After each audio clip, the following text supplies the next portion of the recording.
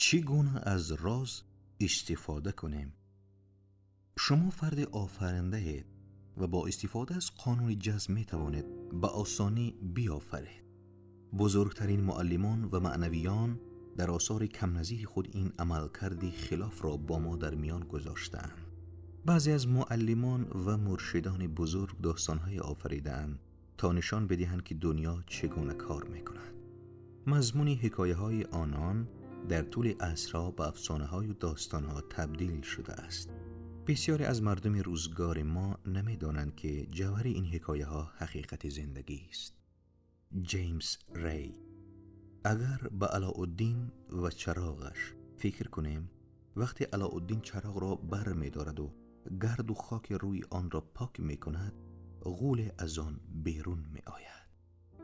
غول همیشه یک حرف را می زند: فرمان بردارم ارباب. داستان به این شکل ادامه پیدا می کند که 3 آرزو وجود دارد، اما اگر به اصل ماجرا برگردیم می بینیم که محدودیتی برای آرزوها وجود ندارد. به این موضوع فکر کنید. حالا بیایید این مثال را در زندگی شما بررسی کنیم. توجه داشته باشید که علاءالدین است که آرزوها می کند.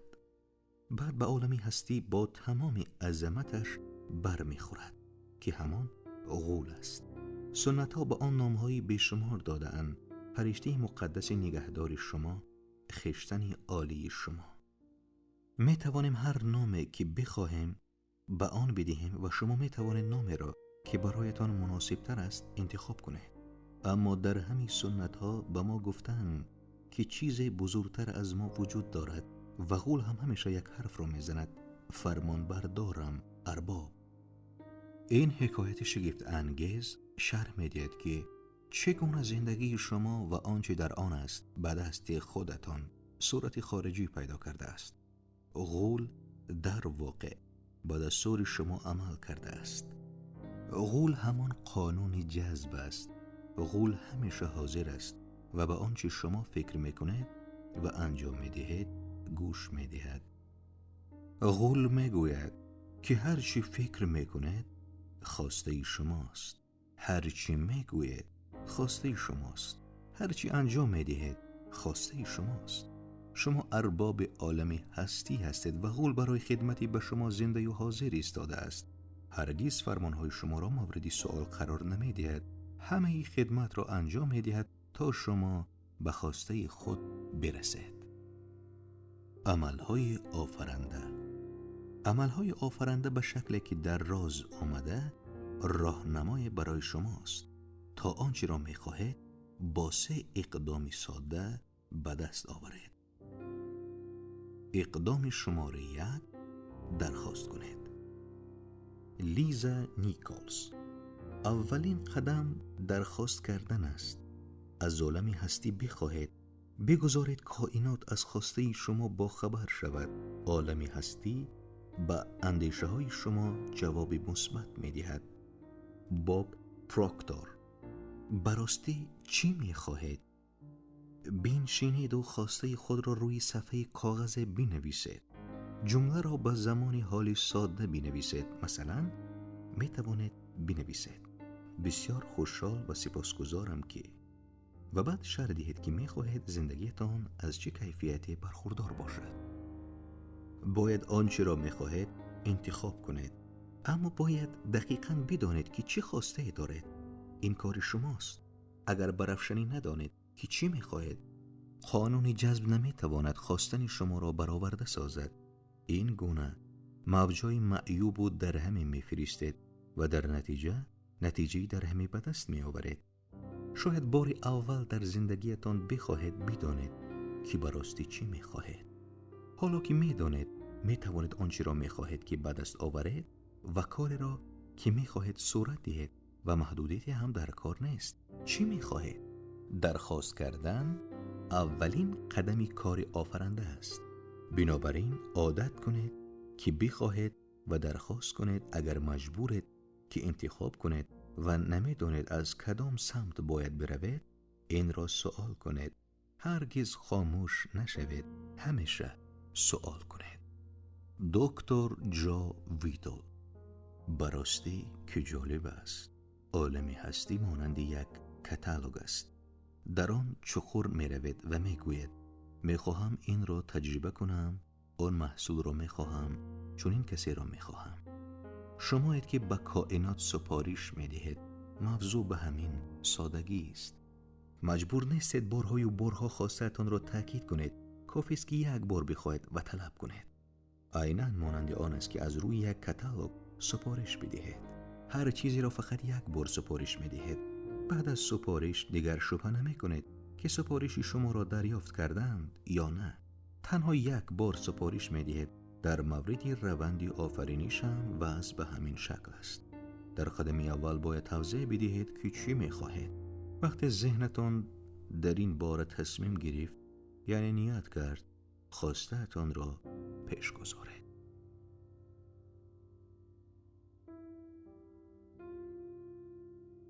اقدام شماره 2.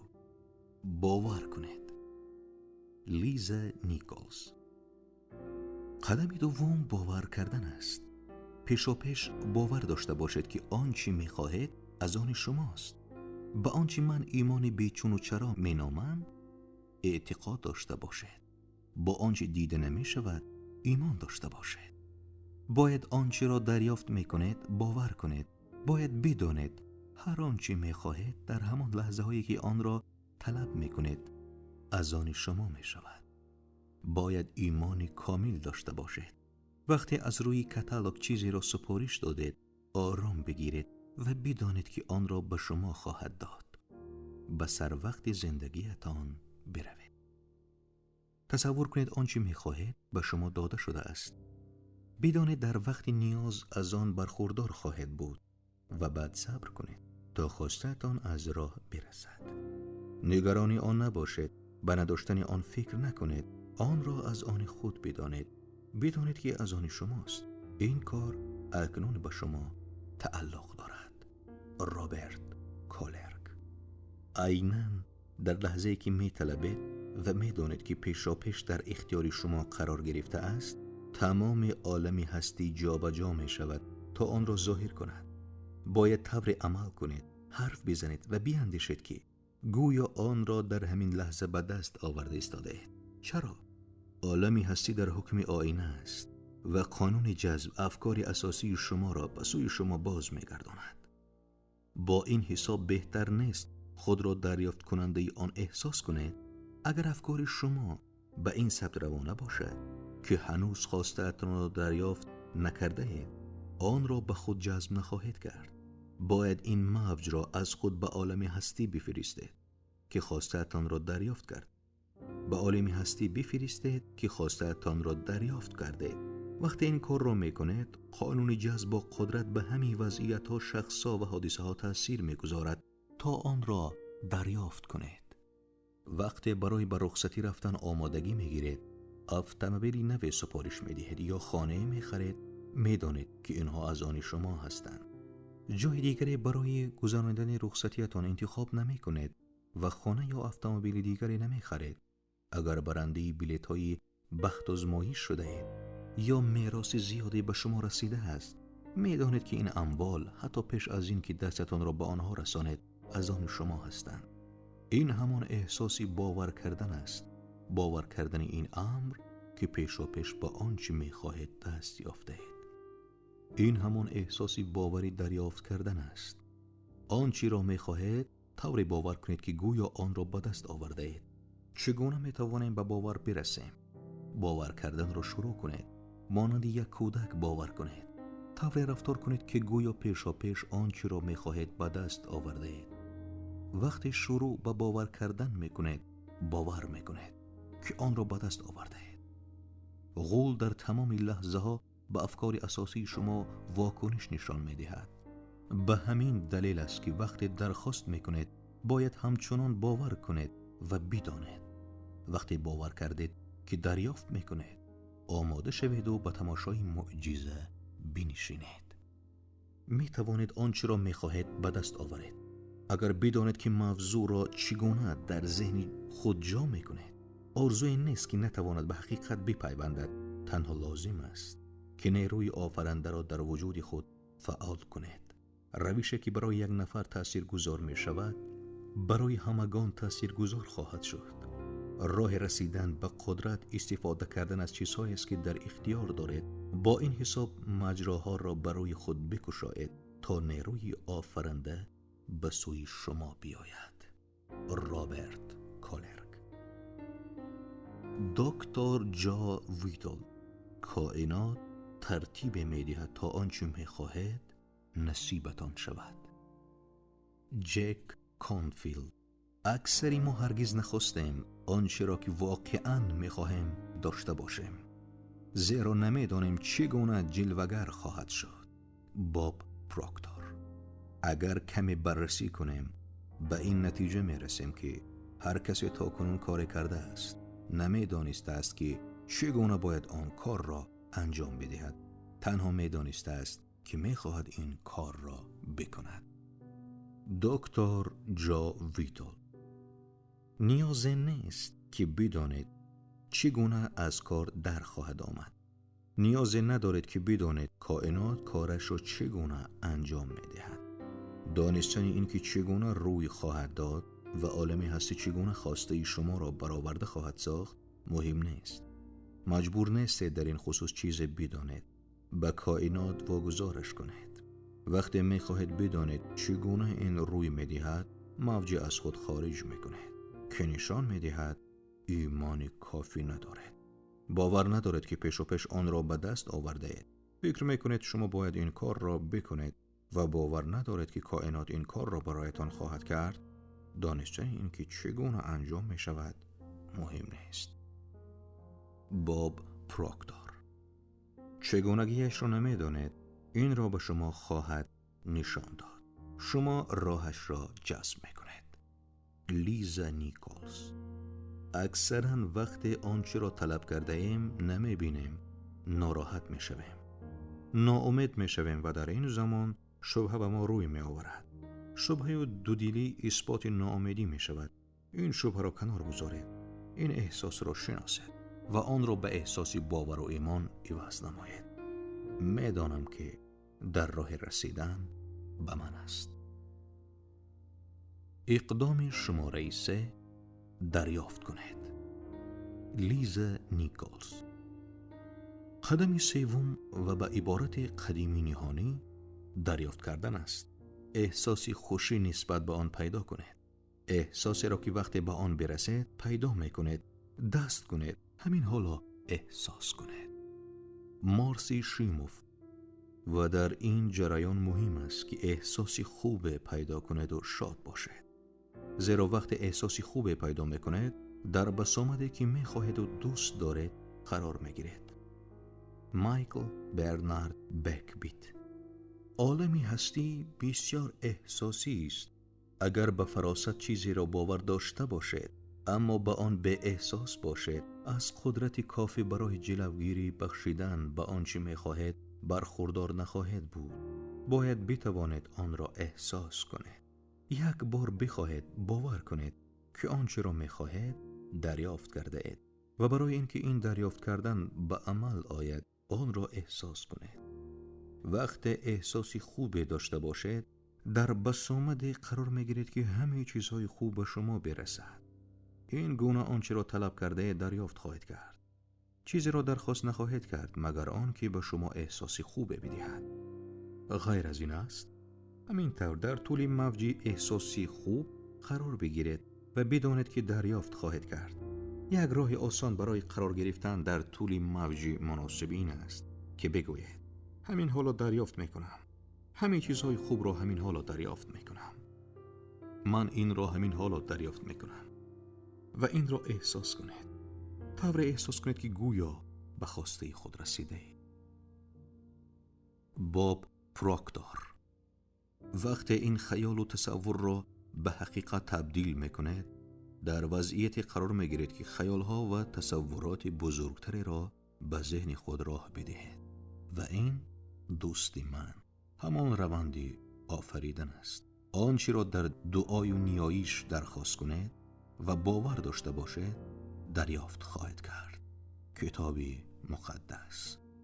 باب دایل. قانون جذب تحقیق و اجرای قانون جذب درک این نکته است که چه چیز سبب می شود احساس کنید که آن را به دست آورده اید. بروید و آن اتومبیل را امتحان کنید. بروید آن خانه را بخرید.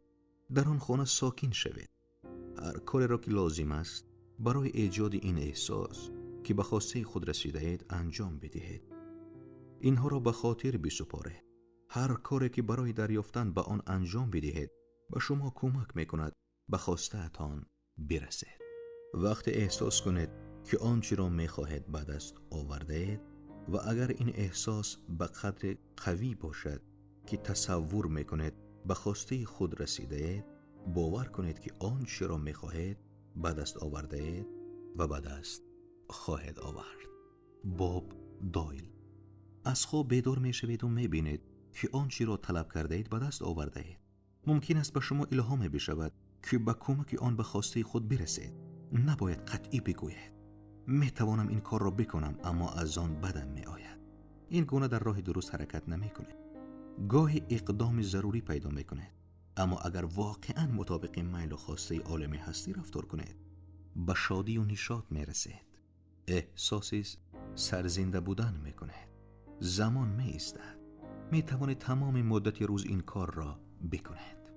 اقدام کلمه است که برای بعضی ها معنای کار میدهد، اما اقدام الهام شده به کار شباهت ندارد. تفاوت میان اقدام الهام شده و اقدام از این قرار است: الهام شده وقتی است که برای دریافت کردن اقدام میکنید. اگر اقدام کنید و بخواهید که روی بدهد برای خطا رفته اید. اقدام الهام شده نیاز به تلاش ندارد. احساس خوبی ایجاد میکند، زیرا شما در طول موج دریافت کردن قرار دارید. زندگی را رودخانه به جریان آب شوخ در نظر بگیرید. وقتی اقدام میکنید تا به عمل آید، احساس میکنید که به مقابل حرکتی آبشنا میکنید. سخت و دشوار و پرتلاش به نظر میرسد. وقتی برای دریافت کردن از کائنات تلاش میکنید، احساس میکنید موافق جریان آب رودخانه در حرکتید. نیاز به تلاش ندارید. این همان احساس اقدام الهام شده است. هم جریان شدن با زندگی و عالمی هستی است.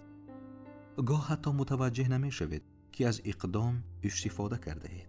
این را تنها زمانی متوجه میشوید که به خواسته خود رسیده اید، زیرا اقدامتان به شدت خوشایند بوده است. در این میان به پشت سر نگاه میکنید و میبینید که چگونه عالم هستی شما را به سمتی که میخواستید هدایت کرد و آنچه را میخواستید به شما داد. دکتر جو ویتال. کائنات سرعت را دوست دارد. تأخیر نمی کند. دودیده نشوید. وقتی فرصتی مناسب از راه میرسد، وقتی انگیزه فراهم است، وقتی ادراک و فراست از درون ترغیب میکند، اقدام کنید. این تنها کار است که باید بکنید. به غریزه خود اعتماد کنید. عالم هستی است که با شما الهام میبخشد. عالمی هستی است که با شما ارتباط برقرار کرده است. اگر احساسی غریزی دارید، از آن پیروی کنید. خواهید دید که عالمی هستی آنچه را طلب کرده اید به شما میدهد. باب پروکتور. آنچه را درخواست کنید به دست می آورید. اگر به پول نیاز دارید، پولدار می شوید. اگر به اشخاص نیاز دارید، آنها را به سمت خود جذب می کنید. اگر به کتاب خاص نیاز دارید، به دست می آورید. باید به آنچه جذب شده اید توجه کنید، زیرا وقتی تصویری چیزی را می خواهید در ذهن خود شکل دهید، جذب آن چیزی می شود که به شما جلب می شود. از این راه شما به حقیقتا تبدیل می شود. از این راه شما به حقیقت تبدیل می شود و این کار را به اساس همین قانون انجام دهید. به خاطر داشته باشید که شما آهن ربایید و همه چیز را به خود جلب می کنید. وقتی دقیقاً بدانید که چی می خواهید و چی خواسته دارید، تبدیل به آهن ربای می شود تا آن را به سمت خود بکشید. آنچه می خواهید همچنین متقابلاً جذب شما می شود. هر چی بیشتر مشق کنید و قانون جذب را ببینید که شما را به خواسته هایتان می رساند، آهن ربای قوی تری می شود، زیرا از قدرت ایمان و باور داشتن استفاده می کنید. مایکل برنارد بکبیت. می توانید از هیچ شروع کنید. از هیچ چیز و هیچ راه پیش روی شما قرار میگیرد. تنها چیزی که به آن احتیاج دارید خودتان هستید و تواناییتان برای اندیشیدن و به وجود آوردن.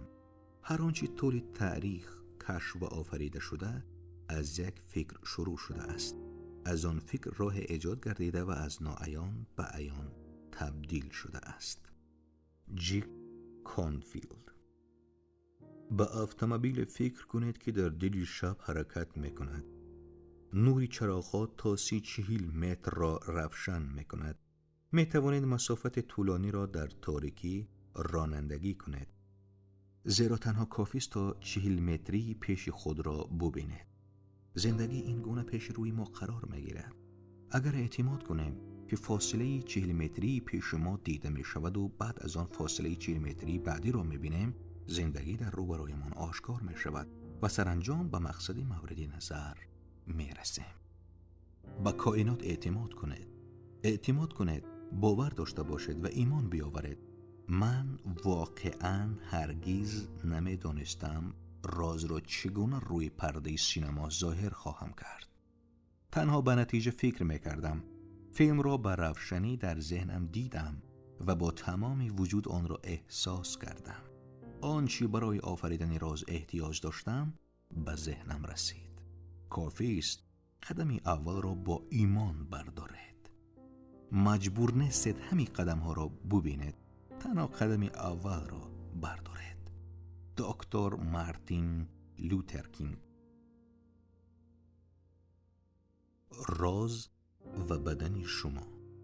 اجازه بدهید از این کارهای خلاف کسانی که فربه هستند و میخواهند وزن بدنی خود را کاهش دهند استفاده کنیم.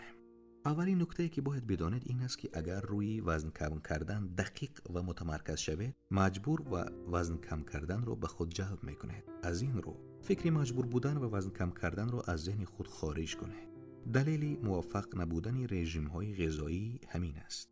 از آنجایی که روی وزن کم کردن متمرکز میشوید، پیوسته مجبور وزن کم کردن را به خود جلب میکنید. نکته دومی که باید بدانید این است که فربه شدن از راه اندیشه‌ای که درباره آن داشته اید فراهم آمده است. به عبارت دیگر سبب فربه شدن این است که فکری فربهی به ذهنمان وارد شده است. چه این را بدانیم و چه ندانیم. کسی نمیتواند فکری لاغری بکند و فربه شود. این خلاف قانون جذب است. خواه به بسیارا بگوید که متابولیسم کند دارند و یا حتی بیماریشان میراثی است، اینها در نهایت اندیشیدن درباره فربهی در جامعه دیگرگون شدن هستند. اگر بپذیرید که یکی از اینها در مورد شما کاربرد دارد و این را باور کنید، به تجربه شما تبدیل می شود و این گونه به فربه شدن ادامه می دهید. من وقتی 2 دخترم را به دنیا آوردم فربه شدم. می دونستم سببش این است که بسیار می خواندم یا می شنیدم که لاغر شدن پس از زایمان دشوار است و زایمان دوم از این هم دشوارتر است. این اندیشیدن درباره فربهی به تجربه فربهی من تبدیل شد. هرچی بیشتر به فربه شدن و فربه بودن فکر می کردم، فربهی بیشتری را تجربه می نمودم. با جسه کوچکم 75 کیلو وزن پیدا کردم. یگانه دلیلش هم اندیشیدن درباره فربهی بود. بیشترین و مشهورترین اندیشه‌ای که اشخاص در سر دارند و من هم در سر داشتم این است که غذا سبب فربهی است. این باور است که خدمتی به شما نمی کند. غذا سبب فربه شدن نیست. اندیشه شماست که به وزن شما اضافه می کند و در نتیجه این رخ می دهد. به خاطر داشته باشید که اندیشه همه چیز است. دیگر هرچی هستند سبب این افکار هستند. درست فکر کنید تا وزن عالی پیدا کنید. دست از اندیشه های محدود کننده بکشید. غذا نمی تواند شما را فربه کند مگر آن که فکر کنید که غذا شما را فربه می کند و آن وقت این روی می دهد. وزن عالی وزنی است که به شما احساس خوب بدهد. مهم نیست دیگران چه فکر میکنند. وزن مناسب وزنی است که احساس کنید مناسب شماست. حتما شما هم کسانی را میشناسید که لاغر هستند و با این حال به اندازه اسب غذا میخورند. با افتخار میگویند میتوانم هر آنچه میخواهم بخورم و همیشه هم وزن دلخواه داشته باشم. و بعد غول عالم هستی میگوید فرمان بردارم ارباب. برای رسیدن به وزن مناسب از طریق استفاده از عملهای آفرنده اصول زیر را رعایت کنید. اقدام شماره 1، درخواست کنید. دقیقاً بدانید که چه وزنی داشته باشید. در ذهنتان تصویری از خود بسازید که در وزن دلخواه قرار گرفته اید. اگر قبلا وزن دلخواه داشتید، روز چند بار به عکسای آن زمان خود نگاه کنید. اگر خود ندارید، عکسای کسانی را که وزن دلخواهشان را دارند تماشا کنید. اقدام شماره 2، باور کنید. باور کنید که به وزن دلخواهی خود خواهید رسید و اینکه پیشکی به این وزن رسیده اید. باید تصور و وانمود کنید که به وزنی مورد نظر رسیده اید. باید خود را ببینید که وزن دلخواه را به دست می آورید. وزن دلخواهتان را یادداشت کنید و روی ترازوی خود قرار دهید تا عددهای وابسته به وزنتان را نبینید یا اصلاً خودتان را وزن نکنید.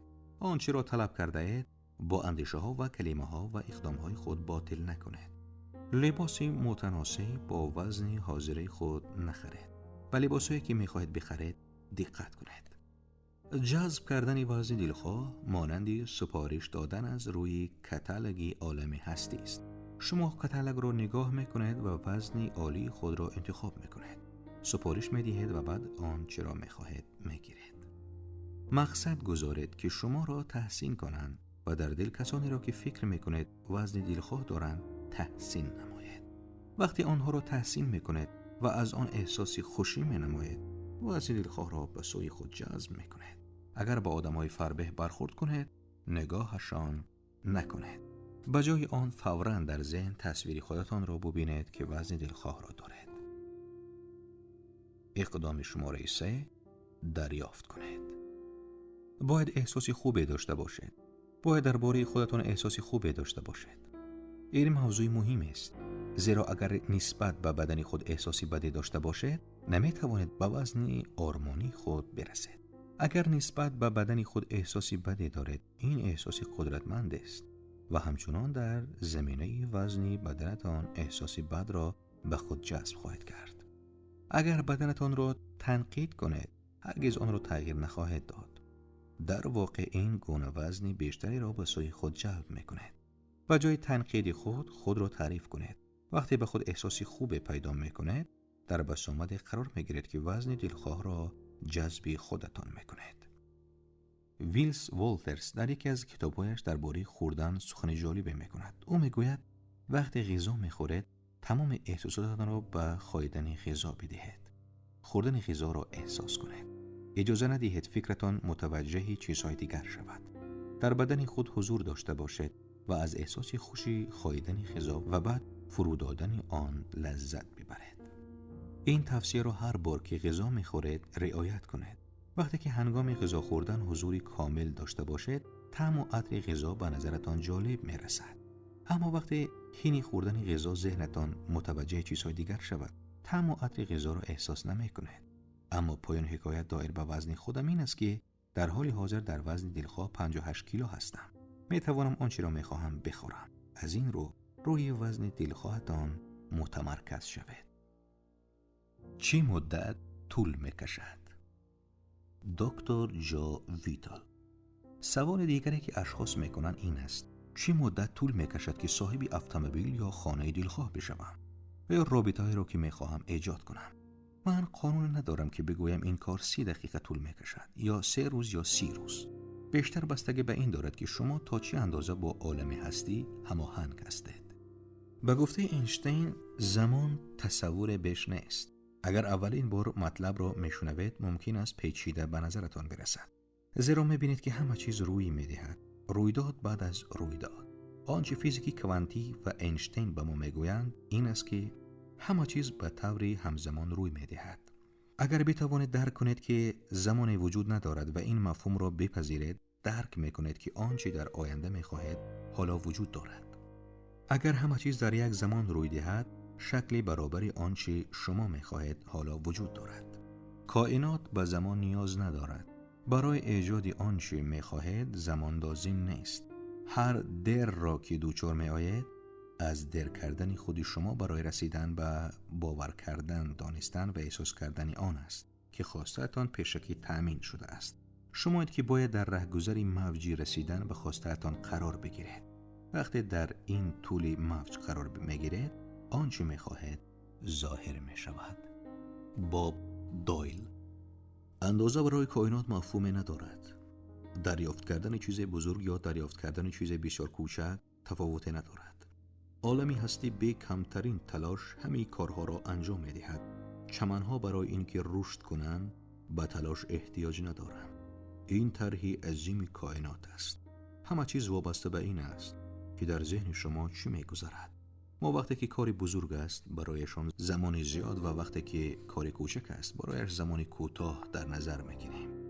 اینها قانون‌های ما هستند، اما برای کائنات قانون معنی ندارد. شما احساس کنید که همین حالا می‌خواهید تا کائنات به شما واکنش نشان دهد و به خواستتان عمل کند. برای کائنات ذهن و اندازه وجود ندارد. $1 یا $1,000,000 فرق ندارد. جریان یگانه کار می‌کند. تنها دلیل آن که ممکن است $1,000,000 دیرتر و $1 زودتر به شما برسد این است که شما در ذهن خود $1,000,000 را زیاد و $1 را کم ارزیابی میکنید. باب دایل. بعضی ها چیزهای کوچک را آسان میحسابند. به همین دلیل است که ما در اکثر وقت به چیزهای کوچک شروع میکنیم. مثلا یک استکان قهوه. قصد کنید که امروز یک استکان قهوه را جذب کنید. باب پروکتور. در ذهنتون تصور کنید با دوستی که مدت هاست او رو ندیدید صحبت میکنید. به شکل کسی با شما درباره او حرف خواهد زد. ممکن است او به شما زنگ بزند یا نامه از او دریافت کنید. شروع کردن با چیزهای کوچک راه ساده برای تجربه کردن مستقیم قانون جذب است. اجازه بدهید با شما حکایتی کسی را در میان بگذارم که دقیقاً همین کار را کرد. او فیلم راز را تماشا کرد و تصمیم گرفت از چیزی کوچک شروع کند. او تصویر یک پر را در ذهنش ایجاد کرد. کوشید به این پر شکل بمانند و خاصی بدهد. روی پر نقش و نگار خاصی در نظر گرفت تا اگر این پر را در دنیای واقعی بیند به حقیقت وجود داشتن قانون جذب باوری حاصل کند. 2 روز بعد در نیویورک واردی ساختمانی بلند شده ایستاده بود. به این که سببش را بداند بر روی زمین نگاه کرد. کنار پایش همان پر افتاده بود. پر مانند پرهای دیگر نبود. دقیقاً همان پر بود که در ذهنش تصویر سازی کرده بود. دیوید شیرمر، متخصص آموزش سرمایه‌گذاری، معلم و متخصص در کار ثروت. اشخاص بیشتر تعجب می‌کنند که من چگونه به آسانی ایستگاه برای اتومبیلم پیدا کنم. از زمانی که با راز آشنا شدم این کار را کردم. دقیقاً در جایی که می‌خواهم مکانی را برای ایستگاه اتومبیلم در ذهن تصویر می‌کنم. در 95% وقت در همان جا مکان خالی برای ماندن اتومبیلم وجود دارد. در 5% کافی است که 1 دقیقه صبر کنم تا جایی پیدا شود. همیشه این کار را می‌کنم. حالا درک می‌کنید که چرا افرادی که می‌گویند من حتما جای ایست برای اتومبیلم پیدا می‌کنم آن را پیدا می‌کنید و چرا کسی که می‌گوید که من اقبال خوبی دارم و همیشه برنده می‌شوم اکثر وقت برنده می‌شود. اگر می‌خواهید زندگیتان تغییر کند انتظاری‌های بزرگ داشته باشید. روزتان را پیشکی آفرید. با استفاده از قانون جذب می توانید زندگیتان را پیشکی آفرید. برینتیس مولفورد، معلمی که نوشته‌هایش به درک قانون جذب کمک فراوان کرده است، درباره اهمیت فکر کردن به روزی که در پیش دارید بحث می‌کند. وقتی به خودتان می‌گویید قرار است ملاقات جالب یا سفری خوشایند داشته باشم، نیروهای را از خود به عالم هستی گسیل می‌دارید که شرایط را برای ملاقات یا سفر فراهم سازد. وقتی روحیه و روشی خوش ندارد و انتظاری حادثه‌ای خوشایند را دارد، عامل‌های را از خود خارج می‌کند که ناخوشایندی را برایتان هدیه می‌آورد. برینز مولفورد این حرفا را در دهه سال 1870 زده است. برافشانی متوجه می‌شوید تا چه اندازه مهم است که روزمان را پیشکی معین کنیم. اگر سراسیمه هستید بدانید که این افکار و اقدام‌های شما از هراس است، ترسی دیر کردن. این گونه پیشکی برای خود مشکلات خوشایند را در نظر می‌گیرد. بسیاری ها دعوا می‌کنند که به اندازه کافی وقت ندارند. وقتی کسی می‌گوید که وقتی کافی ندارد، به حکم قانون جذب و کمبودی وقت روبرو می‌گردد. اگر می‌خواهید از این مشکل نجات پیدا کنید، با تأکید به خود بگویید بیش از حد لازم وقت دارم. عادت کنید که با کمک اندیشه آنچه را می‌خواهید پیشکی برای روزی خود مشخص نمایید. از نیروهای عالمی هستی به سود خود استفاده کنید. این گونه می‌توانید زندگی خود را آفرید. خلاصه راز: قانون جذب مانند غول علاءالدین خواسته های ما را برآورده می سازد. فرآیندی آفرنده به شما کمک می کند که به آنچه می خواهید دست یابید. این کار در 3 قدمی ساده انجام می گیرد: درخواست کردن، باور کردن و دریافت کردن. خواسته خود را با کائنات در میان گذاشتن فرصتی مناسب در اختیار شما قرار می دهد تا از خواسته خود آگاهی بیشتری به دست آورید. باور داشتن اقدام کردن را می طلبد. حرف زدن و اندیشیدن چنان است که گویا پیشکی آنچه را می خواهید دریافت کرده اید. برای دریافت کردن لازم است احساس کنید که آنچه را می خواهید دریافت کرده اید. برای کم کردن وزن درباره وزن کم کردن فکر نکنید. به جای آن به وزن دلخواهتان فکر کنید. وزن دلخواهتان را احساس کنید تا به آن برسید. کائنات برای برآورده ساختن نیاز شما به وقت نیاز ندارد. با چیزی کوچک مانند یک استکان قهوه شروع کنید. بخواهید که چیز کوچکی را جذب خود کنید. بعد به سراغ چیزهای بسیار بزرگتر بروید. با اندیشیدن درباره روزی که می خواهید داشته باشید، آن روز را برای خود بیافرید.